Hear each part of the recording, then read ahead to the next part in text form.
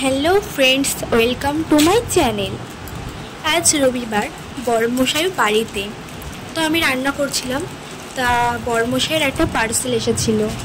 তা রান্নার পরে স্নান টান করে খাওয়া দাওয়ার পরে আর কি উনি বলছিল যে পার্সেলটা তুমি খোলো। তা আমি আদৌ জানি না পার্সেলটা কি। তা আমাকে বলছিলাম যে কি এতে। তা বললো আমি জানি না, তুমি খোলো। তা আমি সেটাই আর কি খুলছিলাম। তো আমি প্রথমে কিন্তু একদমই বুঝতে পারিনি।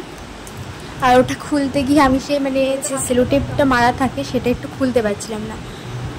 তো তার জন্যে আমি কাঁচিটা দিয়ে কেটে নিয়েছি এবং কেটে নিয়ে ওটাকে আমি বার করছিলাম। তো যাই হোক, আমি ওটাকে বের করে নিলাম এবং ওটাকে দেখলাম ওটা হচ্ছে সেলফি স্টিক। তো আমি বললাম এই ব্যাপার, ওই জন্য আমাকে খুলতে বললে।